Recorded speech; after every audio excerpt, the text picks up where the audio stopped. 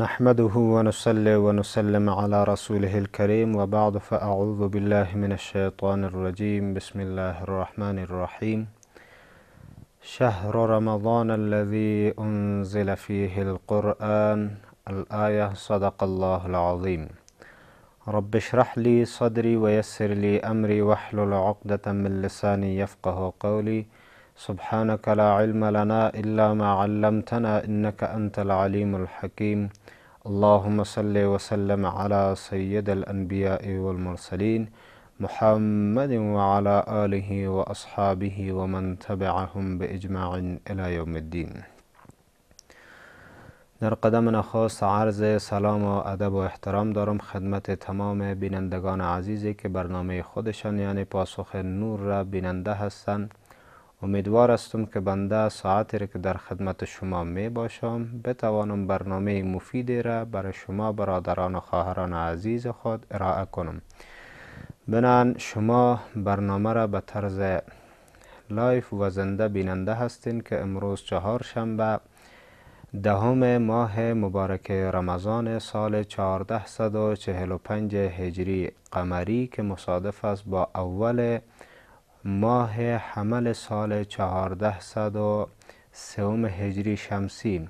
الله ذوالجلال جل و علا شانه را نهایتا سپاسگزار هستیم که توفیق عمر عنایت نصیب فرمود و تا بتوانیم از فیوضات و برکات ماه مبارک رمضان همچنان مستفید شویم و اله العالمین جل و علا شانه هیچ تن از جمله امت مسلمه را از فیوضات و برکات ماه مبارک رمضان بی نصیب نگرداند. بناهن خواهران و برادران عزیزی که مشکلات و یا ضروریات شرعی دارند و به جواب ضرورت دارند می توانند به شماره تماسی که در روی اسکرین تلویزیونشان برشان به نمایش گذاشته میشه به او به تماس شده و ما را از سوالات خود آگاه بسازند.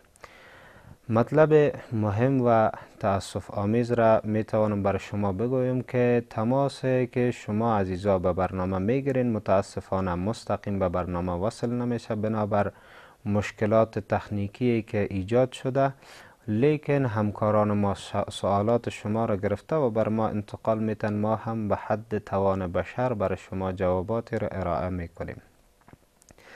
موضوع منتخب برنامه ما البته رابطه بر بعضی از مسائل ضروری در رابطه به ماه مبارک رمضان می باشه. انشاءالله با توفیق الله ذوالجلال بعضی از مطالب مفید و ضروری را برای شما عزیزا ارائه می کنیم. در قدم اول چون ابتدا روزی هست که از سال 1403 هجری شمسی ما داخل شدیم و اولین روز سال است، بنابر نص حدیث نبی علیه السلام دعا می کنیم که خدا جل و علا شانه احوال همه ما و شما را بر بهترین حال مبدل بگردانه و این سالی که ما پیش رو داریم اله العالمین جل و علا شانه این سال را نعمات خود را بر بالای ما و شما سرازیر بگردانه. متباقی بعضی از رسومات جاهلانه ای که در ما قبلها هم بود و فعلا همچنان بعضی از افرادی از امت مسلمه در جاهای مختلف از او رسومات جاهلانه پیروی کرده و در نقش قدم افرادی که نباید در نقش قدم از اونها قدم بگذارند در نقش قدم از اونها قدم گذاشته و در راه گمراه روان می باشند. انشاءالله بسیار مختصر رابطه بر همین موضوع روشنی می اندازیم. روزی از روزها رسول خدا صلی الله علیه و سلم زمانی که به مدینه منوره تشریف برده بود دید که بعضا از افراد تعدادی از روزها را خوشی می گرفتند. سوال کرد که این روزها چه سبب است که این مردم روزها را خوشی می گیرند؟ صحابه رسول علیه السلام تعداد جواب دادند که یا رسول الله این روزها روزهایی بود است که ما قبل از اسلام یا این افراد قبل از اسلام در از این روزها خوشی می کردند و اظهار سرور می داشتند که همانا او روز نوروز بود و مهرجان می بودند. نبی کریم علیه السلام فرمود که من بعد از این روزها شما من حیث سرور و رخصتی خود استفاده نکنین. الله ذوالجلال جل و علا شانه در قبال یا در معادل از این روزها بر شما 2 روز دیگر از جمله رخصتی و سرور و خوشی بر شما الله ذوالجلال جل و علا شانه نصیب گردانیده است که یکی روز عید سعید فطر است و دوم عید سعید قربان. شما در مقابل از این 2 روزها 2 روز دیگر را من حیث خوشی و سرور از خود استفاده بکنید. عزیزا، دین مبین اسلام مانع خوشی مسلمان نشده است و نمی باشه و مانع تفریح هیچ مؤمن نبوده. حتی ما مطلب را اگر بر شما بگویم شاید بر شما یک کمی غریب معلوم شود و جالب واقع شود. علما مهربانی میکنن آن تفریحی که در میان 2 عبادت بوده باشه، البته او تفریح به نیت ازی بوده که یک فرد در حالت عبادت است و احساس خستگی و ناراحتی در وجود خود داره و وجود از او انسان نیاز به تفریح داره. این انسان به خاطر رضای خدا میره تا یک تفریحی داشته باشه تا در عبادت بعدی به شکل نشاط دوباره برگرده. همون تفریحی که وقفه در میان از این 2 عبادتش واقع شده، همون تفریح از او عبادتی که کراهیت نفس داشته است با زور و نفس خود بر بالای خود تحمیل کرده، همون تفریحش از او عبادتش کرده فضیلتش بیشتره. پس بناهن دین مبین اسلام مانع از برای خوشی های امت مسلمه نشده است و نمی باشه. لیکن یک چیز را ما و شما مد نظر بگیریم که خوشی من باید در چوکات دین مبین اسلام باشه و غم و اندوه من باید در چوکات دین مبین اسلام بوده باشه. ان شاء الله هیچ مشکلی در زندگی من پیدا نمیشه. خواهر من فریده از پروان سوال کردن که در این شبها نماز تهجد را ساعت 4 بجه بخوانیم صحیح می شود؟ ان شاء الله برشان جواب میتیم.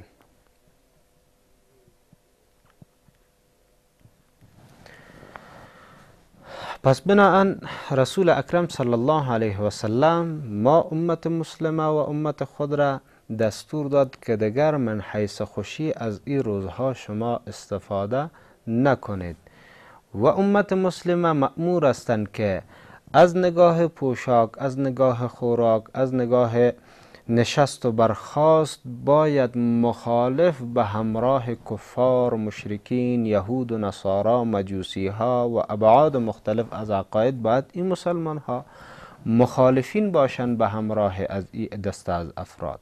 باید مسلمان ها افرادی قرار بگیرند که اغیار مقلد از برای رفتار و گفتار و نشست و برخاست و خوراک مسلمان ها قرار بگیرند، نه ای که مسلمان ها پیروی از اونها داشته باشد. پس بناهن سخت باید از این هراسان باشیم، حتی ایر دقیق باشیم. من حیث یک نمونه فتوای علما را بیان میکنم. علما تعدادی به این نظر هستند که در روز نوروز به خاطر عظمت شماریدن روز نوروز و ایر من حیث یک عبادت برای خود دانستن و یک من حیث رخصتی شرعی دانستن و به خاطر عظمت نوروز حتی اگر یک تخم مرغ را یک فرد به دیگر فرد تحفه میته، این انسان از دین خارج میشه. چرا این قصدن و به شکل قصدی کار را انجام داده است که دین مبین اسلام از او کار منع کرده. پس بناهن برادران عزیزا و خواهران بزرگوار، کسانانی که علل خصوص نامزد هستند، چیز دقیق باشیم، کسانانی که نامزد هستند از تحفه بردن و تحفه گرفتن در تبدیل سال و نوروز سخت خودداری بکنن. از این گله ها و شکوه هایی که در دین مبین اسلام جایگاه نداره، پدر بزرگواری که دخترت را برای یک جوان به نکاح دادی از این گله ها خودداری بکن. چرا که دین مبین اسلام سخت منع کرده است از تحفه دادن به خاطر بزرگ شماریدن روز نوروز. حتی باید چنان بر خود شریعت را عامل خود بگردانیم که اگر شده باشه که یک فرد بر ما تحفه بر دخترمان در تبدیلی سال میارن، باید منعشان بکنیم، او تحفه را قبول نکنیم. چه برسد برای از این مسئله که ما خود نشسته و انتظار آوردن تحفه داماد را بکشیم. و دامادان عزیزم متوجه باشند که اگرچه ولو که خسر یا نامزد یا خانواده نامزد خفه هم می شدن به همین مسئله که شما تحفه نمیبرین در تبدیلی سال و به خاطر نوروزی، شما خفگی از اونها را قبول بکنین ولیکن فرامین دین مبین اسلام را زیر پا نسازین. یک تعداد حیله جویی میکنن، چند روز قبل یا چند روز بعد از نوروز تحفه میبرن، گویا که ما در نوروز نبردیم، قبل و بعد بردیم.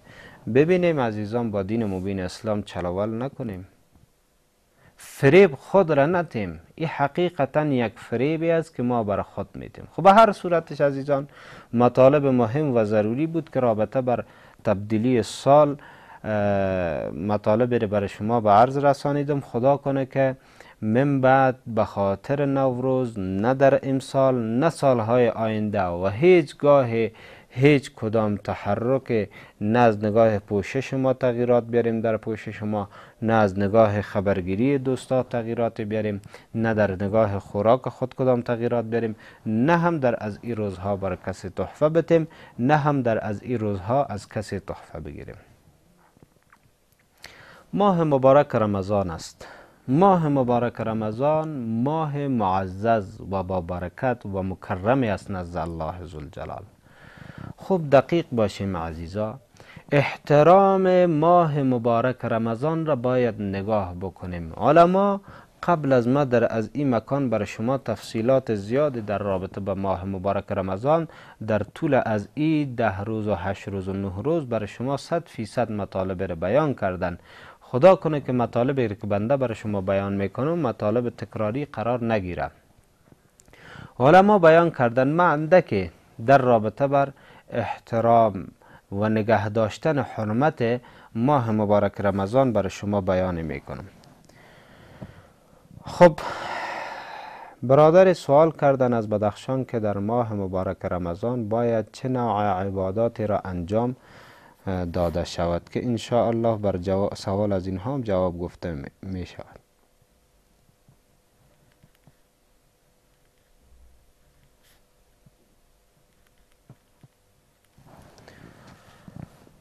حرمت ماه مبارک رمضان را عزیزا کوشش بکنین که تحت پای خود نریزانیم. الله ذوالجلال جل و علا شانه در بهشت یک دروازه را مستقر ساخته و فرموده است که در از این دروازه فقط و فقط صائمین امت داخل میشن، که او باب و دروازه به نام باب ریان نامیده شده است که او مخصوص از برای روزداران است. الله ذوالجلال فرموده جل و علا شانه روزه عزم است و من خود پاداش روزدار را نصیب میکنم. ای که به چی اندازه و کثرت الله ما جل و علا شانه پاداش بر روزداران را نصیب میکنه، او را خود الله تبارک و تعالی دانا هست و علم و دانش ما به او اندازه رسا و قدرسی نداره. پس بناهن کوشش نهایی بکنین که احترام و حرمت ماه مبارک رمضان را نگاه بکنین. حتی کسانانی که معذور هستند از طرف شریعت مبین اسلام برشان اجازت خوردن روزه داده شده است. متوجه هستیم؟ برشان اجازه داده شده است که اینها روزه را بخورن. از نگاه مادران ما باشه که مادرانی باشند که مرض قاعدگی داشته باشند ماهوار، یا مرض بعد از ولادت طفل بوده باشه، یا کسانانی که مسافر باشند برشان رخصت داده شده باشه، یا مریضانی باشند که برشان شریعت ما رخصت داده باشه که نمیتوانند روزه را گرفته، حتی این دسته از افراد متوجه باشند که حرمت ماه مبارک رمضان را زیر پا نسازند و او طعام و او نوشیدنی را که میخورند در پیش انظار مسلمان هایی که روزه دار هستند اونها نوش جان نکنند. متوجه هستیم؟ کوشش بکنند در پنهانی، گرچه شریعت برشان اجازت داده، گرچه شریعت مبین اسلام برشان اجازت داده، خب لیکن اینها با وجود از او احترام رمضان را نگاه کنند و در انظار مردم مسلمان روزه خود را نان را نوش جان نکنند. جان محمد برادر من از سر پل سوالی کردند که آیا گوش کردن موسیقی روزه را باطل می کند یا خیر؟ من انشالله بر از اینها هم جواب را میگم. ما یک حکایت را میکنم بر شما عزیزا در رابطه به احترام نگه داشتن ماه مبارک رمضان. علما مهربانی میکنن، یک مجوسی و یک مسلمان هر دو همسایه همدیگر بودن. مجوسی روزی از روزها از دنیا میروه و این مسلمانی که همسایش است اندک زمانی نمیگذاره که این مجوسی همسایه خود را در خواب میبینه که در بهشت خدا جل و علا شانه در حالتی که از نعمتهای خدا جل و علا شانه استفاده میکنه به همین رقم در بهشت خدا جل و علا شانه داخل شده. این مسلمان از این همسایه خود که مجوسی بوده سوال میکنه که تو خو مجوسی بودی، تو مسلمان نبودی، چگونه داخل بهشت داخل شدی؟ این مجوسی به همسایه خود میگه بله من مجوسی بودم، لیکن من یک کار کردم، خدا جل و علا شانه نور ایمان در قلب من انداخت، در اواخر عمر خود من مسلمان شدم و داخل بهشت شدم. اون کاری که کردم چی کار بود؟ روزی از روزها در بازار دیدم فرزندم نان میخوره در حالی که مسلمان ها در حالت روزه هستند. همین کار فرزندم در مورد پسندم قرار نگرفت، یک سیلی محکم بروی فرزندم حواله کردم به این خاطر و به این مناسبت که برش گفتم که با وجودی که در پیش روی مسلمان هایی که اونها روزه دارند تو چگونه میتوانی نان نوش جان بکنی؟ به خاطر همین یک احترامی که به خاطر ماه مبارک رمضان ما انجام دادم، الله جل و علا شانه نور ایمان را در قلب من انداخت و ما مؤمن شدم و به خاطر همون یک مرتبه احترامم به ماه مبارک رمضان و ایمانم به دین مبین اسلام، الله ذوالجلال مرا بخشید و داخل بهشت خود داخل ساخت. چه گمان میکنیم در رابطه با او دسته از افرادی که مؤمن هستند با وجود ایمانشان هم از نگاه غرور و کبر و صدها و صدها مطالبی که در ذهن خود دارند در پیش روی مردمان روزه خود را میخورند؟ ما چی گمان داریم که الله ما جل و علا شانه با چنین مردمان چگونه معامله میکنند؟ مریم خواهرمان از کندوز سوال کردند که آیا برس و کریم کردن دندان روزه را باطل میکند یا خیر؟ انشاءالله منتظر باشن، به سوالاتشان جواب گفته میشه. خب به هر صورت عزیزا کوشش بکنین که گفتیم که حرمت ماه مبارک رمضان را زیر پا نسازین.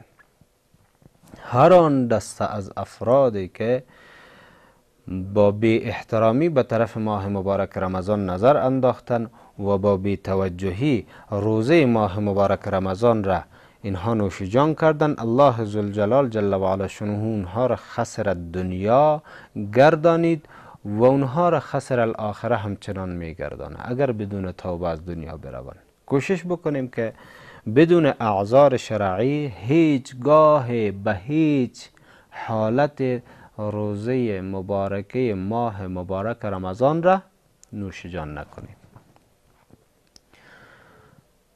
و هر صورتش خواهر سوال کرده است که نماز تهجد را در از این شبها تا چند بجه ما خوانده میتونیم؟ اگر فراموش نکنین از ابتدای رمضان صبح صادق تقریبا ساعت 4:45 داخل می شد. هر دقیقه 1 دقیقه 2 دقیقه روز به روز تغییر و تبدیل در از این شب و روز کوشش بکنین قبل از ساعت 4:30 بجه نماز تهجدی که دارین باید به اتمام برسانین. یعنی بعد از بعد از ساعت 4:30 بجه دیگر شما نماز تهجد خوانده نمی توانین. شکریه. خواهرمان از پروان سوالی کردن اگر کسی برای روزه خوار غذا تهیه کند در گناه آن شریک می شود یا خیر؟ ان شاء الله برشان جواب گفته می شود.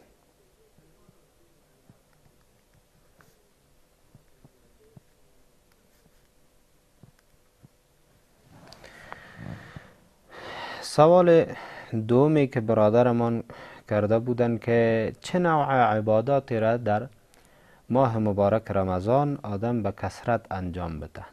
عبادات انواع مختلف داره. عبادات از جمله نماز، نافله نماز، هر چقدر بیشتر ثوابش بیشتر.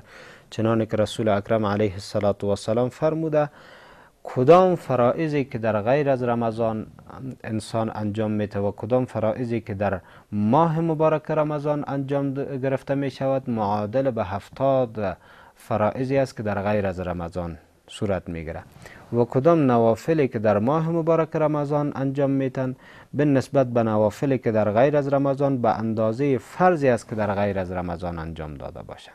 پس هر عملی باشه، از جمله نماز نافله، از جمله صدقات نافله، از جمله تلاوات قرآن کریم که باید به کثرت انشاءالله در فضیلت قرآن ایچ مطلب را بیان میکنیم که نبی کریم علیه السلام در ماه مبارک رمضان خود مبارک به کثرت تلاوت قرآن میکرد. حتی در واقعه مهربانی میکنن امام سیدنا ابو حنیفه النعمان رحمت الله تعالی علیه در یک ماه مبارک رمضان 61 مرتبه تلاوت قرآن کریم را ختم کرده. 61 ختم در ماه مبارک رمضان کرده. پس به کثرت چون ماه نزول قرآن کریم است، ماهی هست که در از این ماه قرآن کریم نازل شده است، پس در از این ماه مبارک فضیلت تلاوت قرآن کریم به نهایت زیاد است که ارتباط قرآن با ماه مبارک رمضان همچنان به نهایت زیاد است. انواع مختلف دارم. برادر سوال کردن که شنیدن موسیقی آیا روزه را باطل می کند یا خیر؟ نه خیر برادر، شنیدن موسیقی روزه را باطل نمی کند. موسیقی در جای خود حرام و گناه کبیره هست و روزه نوع عبادت دیگری هست که دخل به همراه از این نداره. لیکن یک چیز را ما دقیق شویم که کراهیت خود را می داشته باشه و به فضیلت روزگیر خلل ایجاد میکنه و او انسانی که موسیقی را میشنوه از فضل و کرمی که باید در ماه مبارک رمضان نصیب شوه او انسان نصیبه شده نمیتوانه. چنانه که سیدنا جبرائیل امین علیه السلام مهربانی کرد نبی علیه السلام 3 مرتبه آمین گفت در حالی که هیچ دعایی را نشنیدن. صحابه کرام سوال کردن صحابه رسول علیه السلام از نبی کریم علیه السلام که سبب آمین گفتن شما چی بود یا رسول علیه السلام؟ آن جناب علیه السلام فرمود جبرائیل امین آمد و 3 دعا کرد. از جمله 3 دعای مبارک جبرائیل امین ای بود که دعا کرد که بدبخت باد و خوار و خسته باد او بنده ای که ماه مبارک رمضان را در میابه و با واسطه ماه مبارک رمضان بخشیده نمیشه. ما در قبال دعای ازی گفتم آمین. پس ای را بدانیم عزیزا، وقتی که روزه به دهان داریم چگونه روزه ما تأثیر در وجود خون ما آورده است که تا به حال نتوانستیم که از شنیدن موسیقی گوش خود را نگاه بداریم. پس سخت باید در ماه مبارک رمضان و غیر از ماه مبارک رمضان از گوش گرفتن موسیقی و از نشستن در پیش موسیقی سخت هراسان باشیم. آیاتی داریم و از احادیث وجود داره که در رابطه بر مذمت موسیقی و شنیدن موسیقی نبی کریم علیه السلام و در کلام الله ذوالجلال جل و علا شانه ممنوعیت ها صورت گرفته که در حدیث پیامبر گرامی اسلام علیه السلام مهربانی کرده. غنا که مراد از غنا محدثین فرمودن که ساز و سرود است. ینبت النفاق فی القلب کما ینبت الماء الزرع. انبات میکنه، میرویانه نفاق را در قلب چنانی که آب سبزه را میرویانه. امروزه و در زمان فعلی اگر در خانواده ها اتفاق نیست، نفاق زیاد است، پس این اسباب از کجا پیدا شده؟ همانا سبب از شنیدن ساز و سرودها و ترویج ساز و سرودها به خانه ها هست. وقفه داریم، انشاءالله زود برمیگردیم به سوالات دیگر خواهران و برادران خود پاسخ میدهیم. مجددا عرض سلام و ادب و احترام دارم خدمت تمام عزیزانی که تازه به برنامه خود پیوستند. باز دوباره برمیگردیم به سوالات برادران و خواهران عزیزی که برادر سوال کرد که برس و کریم دندان آیا روزه را باطل میکند یا خیر؟ ببینیم، فقها مهربانی میکنند که اگر همو برس و ام کریمی که در برس به همراه برس داخل دهان فرو میبری، اگر در حلق داخل شود روزه بالکل باطل میشود. ورنه اگر در حلق داخل نشود صرف ذائقهش به دهن بمانه، ای به کراهیت میکشانه روزه را. پس بنابراین قول محتاط ای است که از برس کردن در طول روز سخت خودداری بکنه. فردی که روزه گیر است کوشش بکنه که در طول روز برس نکنه، خصوصا به همراه کریم. شبانه خواهرمان از پروان سؤال کردند که کسی که روزه بگیرد ولی نماز را نخواند چه حکمی دارد؟ خب گناه نخواندن نمازش در جای خودش گناه کبیره است که کسی که تارک نماز است به قصد نماز را ترک میکنه که ای از جمله اکبر الکبائر یا گناهان کبیره به حساب می روه. ولیکن روزه ای که میگیره نمیتوانیم حکم بطلان روزه برش بکنیم، یعنی روزه ایش درست است، فرضیت روزه ایش ادا می شود، ولیکن از فضیلت روزه ایش هم خالی می شود، لیکن نمیتوانیم بر از حکم بطلان روزه را داشته باشیم. خواهر سوال کرده بودند که اگر یک فرد برای روزه خوار نان و طعام آماده کنه در جرم و گناه از او روزه خوار، آیا ای شریک است یا خیر؟ اگر فردی باشه که به طور مثال یک خانم برای شوهر خود نان تیار بکنه و او شوهر به اندازه ظالم و خدا ناترس باشه که اگر ای زن بر از ای شوهر خود طعام آماده نکنه، سبب نفاق و شقاق و بدبختی در خانوادهشان ایجاد میشه، کدام جرم و گناه از او شوهر بر بالای از ای خانمش باقی نمیمانه. یعنی میتونه که فرمانش رو بگیره در حد و اندازه ای که نفاق پیدا نشه. ولیکن اگر قدرت و توانایی را داره که اگر نان رم تیار نکنه شوهرش بر بالای از این چیزی گفته نمیتونه، خصوصا در زمان فعلی که 90% خواهران بر بالای شوهران خود یعنی سلطه دارن، توانایی از این دارن که در مقابلشان ایستادگی بکنن، بالخصوص در مواردی که نافرمانی خدا و پیامبر خدا جل و علا شانه رو شوهران بکنن، پس در مقابل شوهر استاد شو و بر بالای از اوتر یک شوهری که فرمان خدا جل و علا شانه رو زیر پا می سازه، هیچ و هرگز برشان نان تیار نکنه. اما اگر عذر شرعی دارن مشکل شرعی ندارن.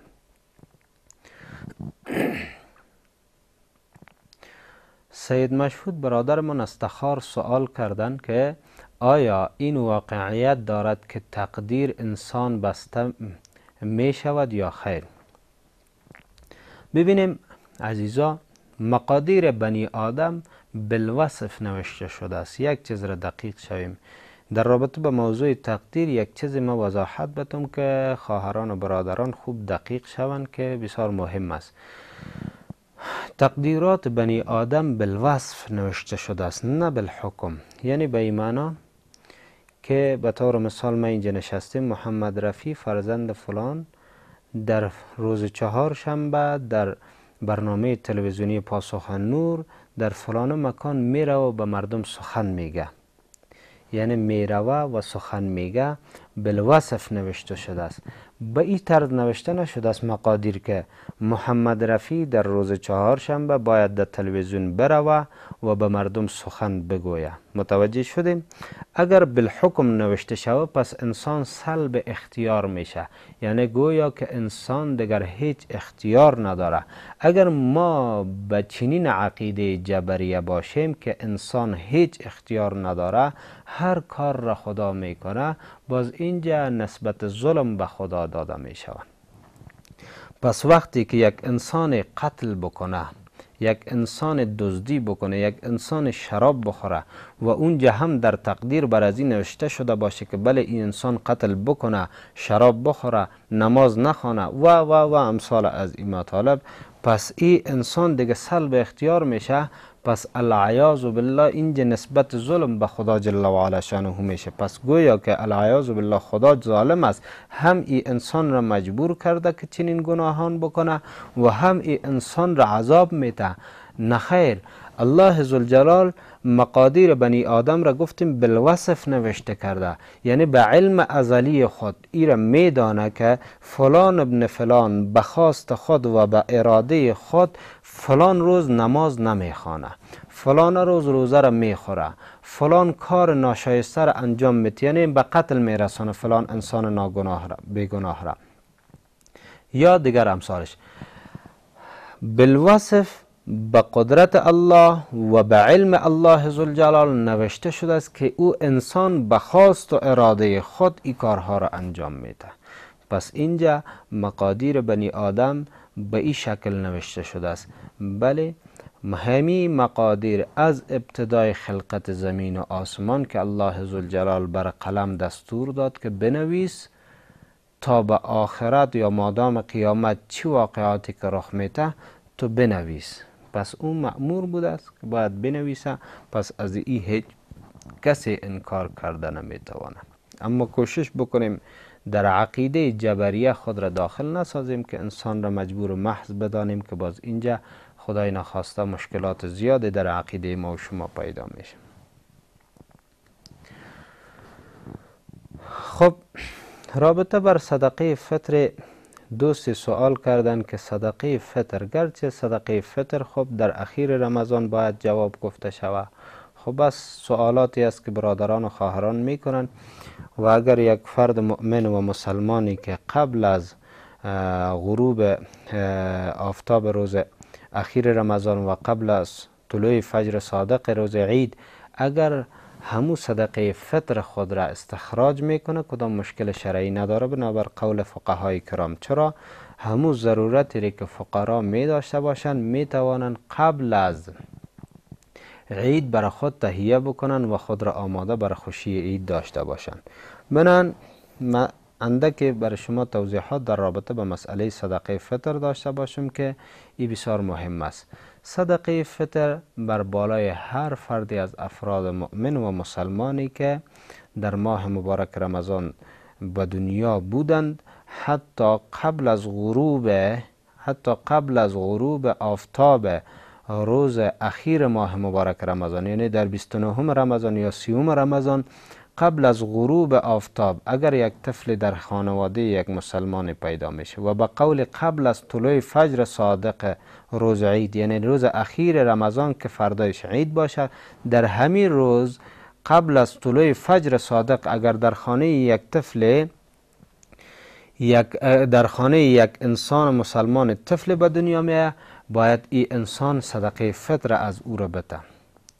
و قبل از طلوع فجر صادق اگر یک کافر مسلمان میشه باید صدقه فطر خود را بده. اگر قبل از طلوع فجر صادق اگر یک مسلمان العیاذ بالله کافر میشه و دین مبین اسلام را رها میکنه، باز بر بالای از این صدقه نمی باشه، صدقه فطر نیست. خب به هر صورت قبل از او سوال برادر ما را بگیریم که بازی فراموش ما نشود. برادر ما محمد جمال از جلال آباد سوال کردن که استفاده کردن از نسوار و پان روزه را میشکند یا خیر؟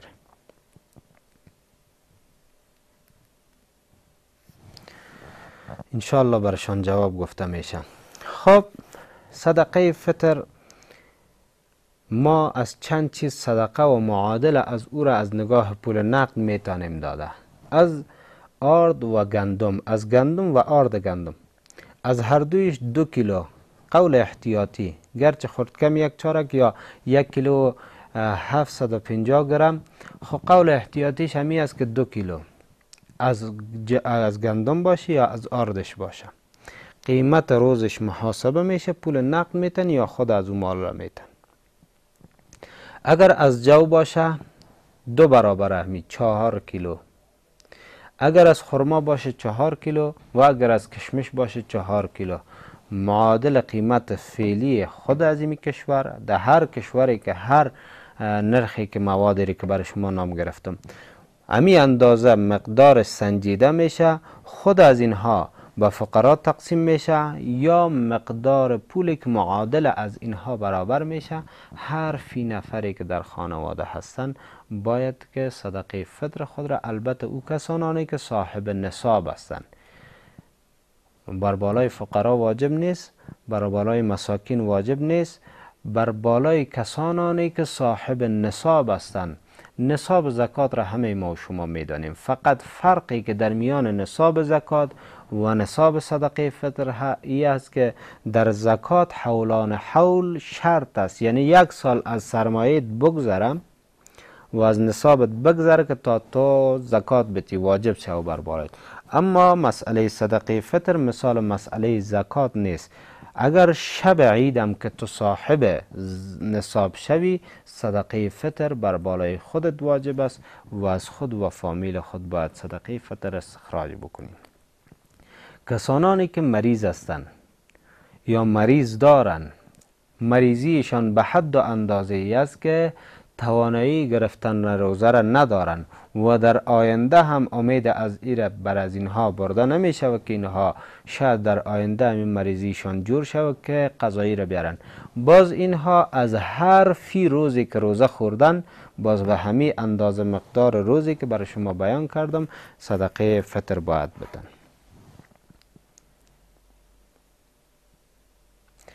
سید نجیب الله برادرمان از بغلان سوال کردند که گپ زدن همراه نامزد در موبایل روزه را باطل می کند یا خیر؟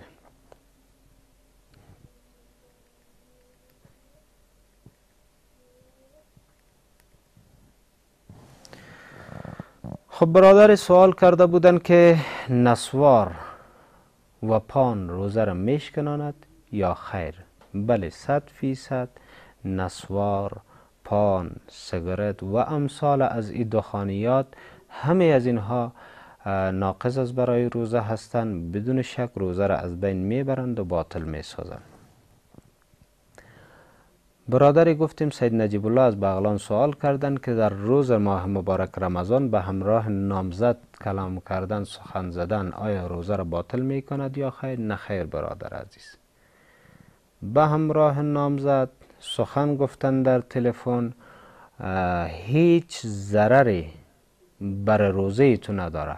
گویا به همراه همسر خود، چرا نامزدم خب نامزد نکاحی هست. طبعا در مملکت ما و شما وقتی که یک جوان به همراه یک دختر نامزد میشن بلا فاصله یک مجلس نکاحی برگزار میشه و نکاحشان بسته میشه. اما اگر نکاح از اینها بسته نشده بود خب پس گپ زدن به یک زن نامحرم خود گناه خود را داره، ولی با وجود از او هم ناقض از برای روزه نیست، به روزه ایشان باطل ضرر نمیرسانه و اینها کوشش بکنن که در ماه مبارک رمضان از سخنهای بیجا و زیاد گپ زدن خودداری بکنن، در جای از او به تلاوت قرآن کریم و مطالب عبادتی مصروف بسازن خود را، ولی در غیر از او کوشش بکنن که گپ ها را در مصروفیت ها را به همراه همدیگر در ماه مبارک رمضان یک چیز کم بسازن. و به هر صورت عزیزان، ماه مبارک رمضان ماه قرآن است، ماهی است که نزول قرآن در از این ماه صورت گرفته. به نص آیت قرآن کریم این مطلب ثابت شده است که الله ما جل و علا شانه فرموده انا انزلناه فی لیلة مبارکه. ما قرآن را در شب مبارک نازل کردیم. همون شب مبارک کدام شب است؟ انا انزلناه فی لیلة القدر. ما قرآن را در شب قدر نازل کردیم، یعنی شب قدر شب مبارک است. خب امی شب قدر در کدام ماه هست؟ شهر رمضان الذی انزل فیه القرآن، ماه مبارک رمضان ماهی هست که در از اون ماه قرآن نازل شده است. پس بناهن ماه نزول قرآن است. در از این ماه کوشش بکنید به کثرت تلاوت قرآن کریم داشته باشین. حداقل توانایی از این داشته باشین روزی 1 سپاره 2 سپاره، بیشتر و بیشتر، هر چقدر فضیلتش بیشتر، به اندازه توانتان تلاوت قرآن کریم داشته باشین. کوشش بکنین در مساجدی که در تراویح از اون مساجد ختم قرآن کریم صورت میگیره، از فضیلت استاد شدن در پشت حافظی که تلاوت قرآن کریم را میکنه خود را بی نصیب نگردانید. نبی کریم علیه السلام حدیث را که در ابتدا گفتیم خوانده شد که مهربانی کرد که هر سال جبرائیل علیه السلام قرآن کریم را بر ما یک بارکی تلاوت میکرد و ما گوش میگرفتم، و در دیگر حدیث مهربانی میکنه که ما تلاوت میکردم جبرائیل علیه السلام گوش میگرفت. در میان از این هر دو تطبیقی را محدثین میکنن و مهربانی میکنن که ابتدا جبرائیل علیه السلام میخواند و نبی علیه السلام گوش میگرفت، و منتها نبی علیه السلام میخواند و جبرائیل علیه السلام گوش میگرفت. و از همین گردانی که در میان همدیگر سنتیتی که ثابت میکنن که در بین حفاظ قرآن کریم همین سنت نبی علیه السلام رایج است که یک حافظ میخونه دیگرش گوش میگیره و دیگر حافظ میخونه دیگرش گوش میگیره. این هم از جمله مسنون طریقه های رسول اکرم علیه السلام هست. پس بناهن کوشش بکنین که هم بخوانین هم گوش بگیرین. هم خواندن قرآن کریم اجر و پاداش داره و هم گوش گرفتن قرآن کریم اجر و پاداش داره. ماه مبارک رمضان ماه نزول قرآن است. ارتباط زیاد قرآن کریم با ماه مبارک رمضان داره، چنانی که وارد است. گفتیم که الله ما فرمود ماه مبارک رمضان ماهی است که در از این ماه قرآن نازل شده.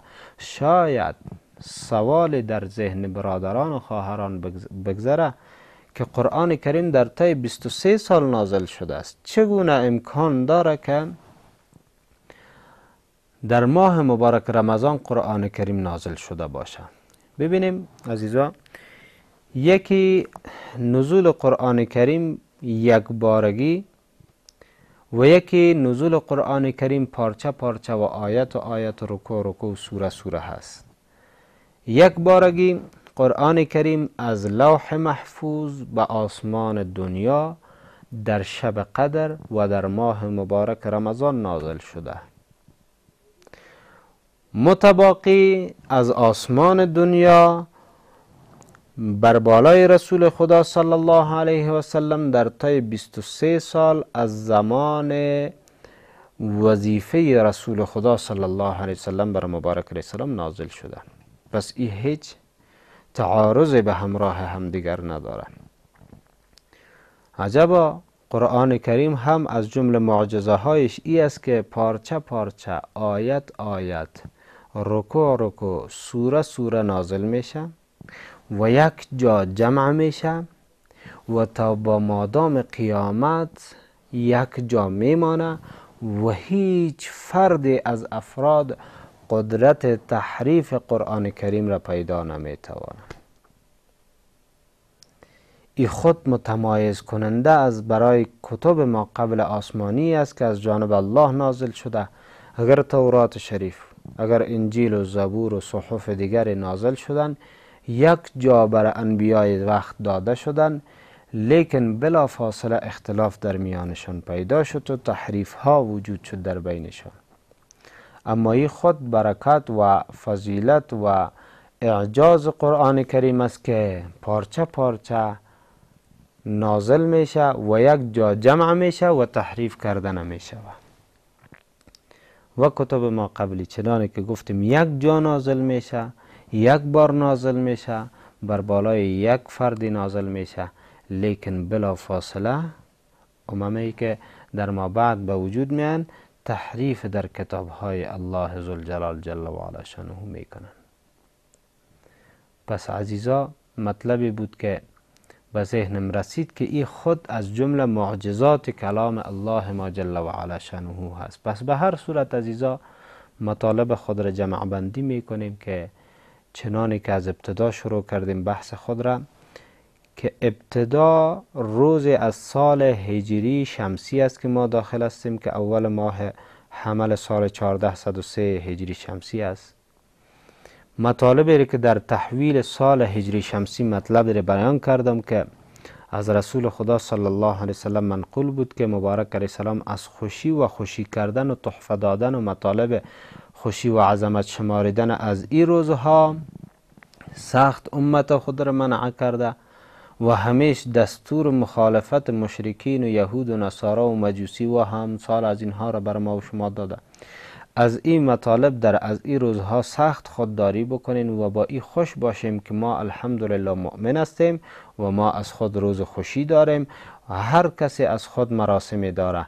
نباشیم همچون عیسوی ها که در تبدیل ماه عیسوی صدها و صدها فجایع را انجام میتن به خاطر خوشی از این که عیسی علیه السلام در از این روز پیدا شده. به اضافه از این که خوشی نمیکنن، شکرانگی خدا را نمیکشن، صدها و صدها گناهانی که نباید انجام بتن یک فرده اونها مرتکب از او گناه ها می شود. ما نباید همچون مثال افراد که مجوسی بوده یا نصرانی بوده یا یهودی بوده یا امثال هم. خب به هر صورت از اون مطالب سخت خودداری بکنین. حمیدالله برادرمان از کابل سوال کردن که قبلا من بسیار خوب تلاوت قرآن می کردم، فعلا وقتی که تلاوت می کنم فکر می کنم که غلط تلاوت می کنم، چه کار کنم؟ ببینید عزیزا، الله ذوالجلال جل و علا شانه فرموده که ورتل القرآن ترتیلا، شما قرآن را با ترتیل بخوانین، با تجوید بخوانین. و در حدیث نبی علیه السلام فرموده است که شما قرآن را با لحون عرب بخوانین، با لهجه عرب بخوانین. در تلاوت قرآن کریم مهارت پیدا بکنین. به شکل نزولی قرآن کریم باید تلاوت قرآن کریم بکنین. شاید ما که فکر میکنم برادر عزیزمان در ابتداها تلاوت قرآن کریم را سرسرانه تلاوت میکردن، دقت نمیکردن به زیر و زبر قرآن کریم، چنانی که شاید و باید تلفظ قرآن کریم ضرور بود او کار نمی کردن. فکر میکنن که زیاد سرعت داشتن در ابتدا وقتی که تلاوت میکردن، شاید فکر میکنن که خوبتر تلاوت میکردن، ولی فی الحال که تلاوت میکنن ممکن که از مطالب شنیده باشن و کسی برشان آگاهی رسانده باشه که تلاوت شما ضعیف است و تلاوت شما صحیح نیست و به اون مناسبت شاید برادر ما تلاوت ضعیف شده باشه. ورنه عقیده ما ای است که یک مرتبه لفظ و زبان و دهان و لبهای ما وقتی که آماده شد به تلاوت قرآن کریم، هرگز او لبها پس دوباره همون سرعت خود را، تلفظ خود را از دست نمیده. و کاری که برادر من باید بکنه که بیشتر تلاوت بکنه. هر چقدری که بیشتر تلاوت کرده شود به همون اندازه چشم به الفاظ قرآن کریم خود را آشنا می سازه و زبان به تلفظ الفاظ قرآن کریم خود را آشنا می سازه. اگر بالفرض تلاوت اشتباه هم از این زبان برای بلا فاصله ذهن جایگاه داره که دستور را صادر میکنه که فعلا تلاوت اشتباه است. کوشش بکنن برادر عزیز ما حمیدالله جان که نزد یک حافظ قرآن کریم، یک عالم دین رفته و به خاطر اصلاح کردن تلفظ خود نسبت به کلام خدا جل و علا شانه هم باید نظرسنجی بکنن و کوشش بکنن که همون مشکلات خود را مرفوع بسازن.